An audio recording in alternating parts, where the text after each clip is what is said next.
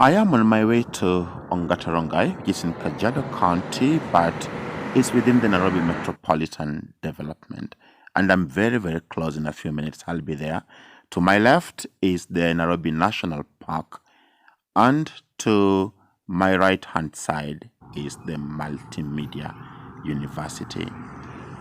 And we are now at the Mbagathi River. Mbagathi River is the physical boundary between Nairobi and Kajiado counties. But more than that, this river drains the Nairobi National Park, so it's a critical source of water for the animals within the park.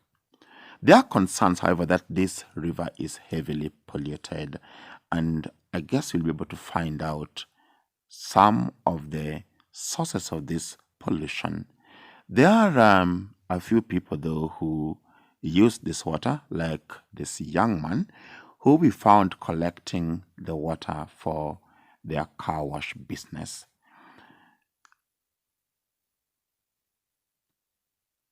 And of course, there are those bananas growing nearby.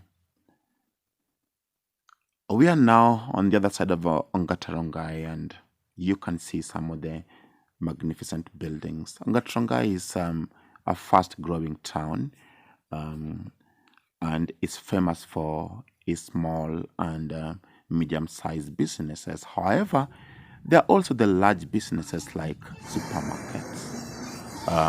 We have insurance companies here. We have some of the major banks, their branches are here. We have the major hospitals. We have eateries like this one. And of course, we have the petrol stations. A lot of Rongaians have vehicles, so petrol stations will definitely find this place a good business. However, this is also Rongai, and this is a storm drainage. So being a dry season, it ought to be dry, but it's wet, something is flowing there, and that is raw sewage, which has been released from some of the buildings, the apartments around here. Is a serious concern, and I'm told Rongai does not have central sewerage system. So let's find out what is going on here.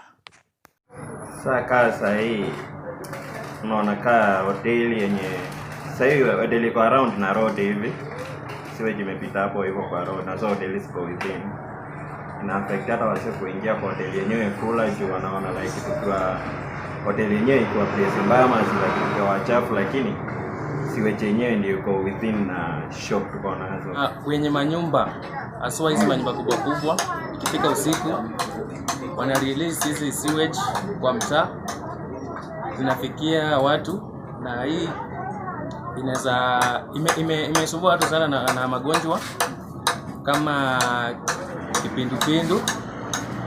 Na tumekuwa tukililia serikali sana, hasa serikali ya kaunti ya Kajiado iangalie mambo ya sewerage system, na tulipeleka hata proposal kwa county government. Tukamwambia siku hizi kuna teknolojia imekuja. Actually there is this technology inaitwa biodigester. Kama wanaweza amua wakuja watusaidie wajenge digester mahali pamoja, ili zile nini zote hizo ma waste zote zikikuja zinakuwa directed into the digester system, then zinakuwa treated, alafu at least the waste zinakuwa turned into clean water. At least tunasaidika sana. I put these concerns to an official of the Kajiado County government who did not wish to be named, and he told me that the landlords who are engaging in this practice are engaging in an illegal and unethical behavior. He told me the county government does not approve any building that has no capacity to manage its own waste. Therefore, the landlords who are engaging in this really have no excuse, because they already signed an agreement with the county government indicating they have the capacity to manage their own waste. So I asked him why they're not taking action against those who are breaking the law openly, and he said some of those who do it in the cover of the night when no one is watching, or they wait until it is raining heavily and no one can really come out to act. And he also told me that they've taken some of the cases to court and the justice system is dealing with them. They're also creating awareness about the importance of having a clean environment. It would seem, however, that whatever the county government is doing at this point is simply not enough to sort out the problem. And now some healthcare workers in the county are worried. One thing, it harbors a number of pathogens, which can be bacterial or viruses. And they are common bacteria like E. coli, we have salmonella, we have some hepatitis, which can be transmitted through the contaminated water in case it is ingested by any person or even animals. Some of the conditions which can be caused through contaminated water is like something like typhoid. The salmonella bacteria can cause typhoid, it can cause paratyphoid fever, it can cause some gastroenteritis. One thing people should do is basically directing their sewerage system, the proper drainage, basically the proper disposal of the sewerage system, which can be managed maybe within the premises, or they can treat the sewerage system.